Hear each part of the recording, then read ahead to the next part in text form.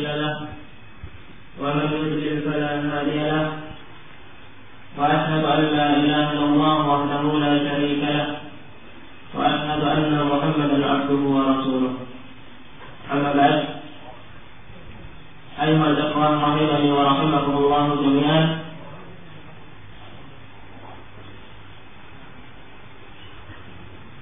Marilah kita bersama-sama bersyukur kepada Allah Subhanahu wa Ta'ala,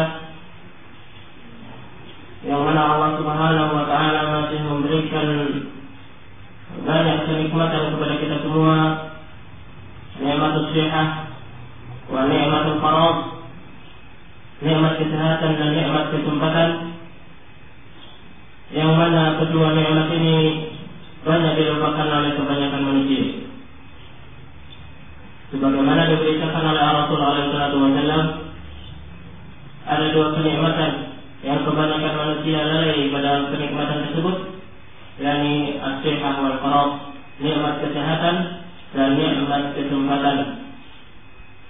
Nah, marilah kita bersyukur kepada Allah Subhanahu wa Ta'ala atas nikmatnya yang diberikan, dicurahkan kepada kita semua. Karena hanya dengan bersyukur kepada Allah Subhanahu wa Ta'ala akan bertambah nikmat-nikmat yang lainnya. Allah Subhanahu wa Ta'ala berfirman sebagaimana dalam ayat yang sudah ma'ruf, la in syakartum la azidannakum wa la in kafartum inna adzabi lasyadid. Allah Subhanahu wa Ta'ala berfirman, kalaulah kalian itu bersyukur kepadaku, niscaya aku akan tambahkan nikmat-nikmatku kepada kalian, dan sebaliknya wa la in kafartum, dan jika kalian mengingkari nikmat Allah Subhanahu wa Ta'ala, maka sungguhnya ketahuilah inna adzabi lasyadid, sungguhnya azabku, azab Allah Subhanahu wa Ta'ala benar-benar azab yang amat pedih. Dan kita juga marilah kita bersyukur kepada Allah Subhanahu wa Ta'ala yang masih memberikan kenikmatan untuk bisa mendengarkan ilmu, karena hanya dengan ilmu inilah agama ini bisa tegak, dan dengan ilmu inilah kita semua dimuliakan oleh Allah Subhanahu wa Ta'ala.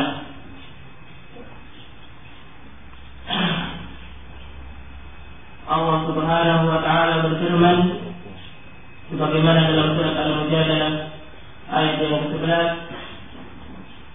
yarfa'u Allahu alladhina amanu minkum walladhina utul 'ilma darajat. Allah Subhanahu wa Ta'ala mengatakan, Allah mengangkat orang-orang yang beriman di antara kalian dan orang-orang yang memiliki ilmu. Allah angkat beberapa derajat dari kaum mukminin yang lainnya. Dan semoga Allah Subhanahu wa Ta'ala memasukkan kita ke dalam berita-berita yang Allah Subhanahu wa Ta'ala wahyukan kepada Rasulnya, yang diucapkan oleh Nabi Sallallahu Alaihi Wasallam. Rasul Alaihi Wasallam mengatakan dari hadis Muawiyah ibn Abi Sufyan, qala, bahwasanya Muawiyah berkata, sami'tu Rasulullah sallallahu alaihi wasallam, aku mendengar Rasulullah sallallahu alaihi wasallam berkata, man yuridillahu bihi khairan, barang siapa yang Allah Subhanahu wa Ta'ala kehendaki pada dirinya suatu kebaikan, maka Allah Subhanahu wa Ta'ala akan yukaffihu fiddin, Allah akan memahamkan kepada dia tentang perkara agamanya. Muttafaqun alaih. Hadis ini diriwayatkan oleh Imam Al-Bukhari dan Muslim.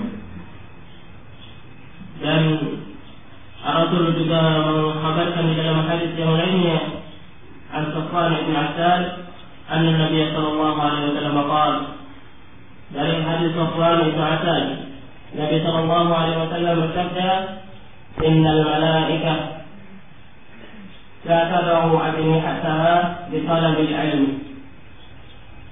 Rasulullah sallallahu alaihi wasallam bersabda, sungguhnya para malaikat benar-benar akan meletakkan sayap-sayapnya kepada penuntut ilmu dalam rangka ridha bima yatlub, ridha dari para malaikat terhadap apa yang ia cari berupa ilmu. Hadis ini diriwayatkan oleh Imam Ahmad dan dikeluarkan pula oleh Imam Ibnu Majah. Kemudian Nabi Shallallahu Alaihi Wasallam juga memberitakan di dalam hadis yang lainnya tentang keutamaan menuntut ilmu syar'i. An Abi Hurairah radhiyallahu taala anhu, dari hadis Abu Hurairah radhiyallahu taala anhu, qala Rasulullah sallallahu alaihi wasallam, man salaka tariqan yaltamisu fihi 'ilman sahala Allahu lahu bihi tariqan ila jannah. Rasulullah sallallahu alaihi wasallam menjanjikan bagi siapa yang mau menuntut ilmu syar'i, man salaka, barang siapa yang mau menempuh tariqan, suatu jalan, yaltamisu fihi 'ilman, dia mencari ilmu pada jalan tersebut, maka balasannya sahalallahu lahu bihi tariqan ila jannah. Allah Subhanahu wa taala akan memudahkan kepada dirinya dengan sebab menuntut ilmu jalannya menuju surga. Kita melihat ayat dan hadis ini merupakan suatu kehormatan bagi kita yang masih diberikan kesempatan untuk menuntut ilmu, yang mana menuntut ilmu keutamaannya telah disebutkan pada hadis-hadis tersebut. Nah, dan marilah kita landasi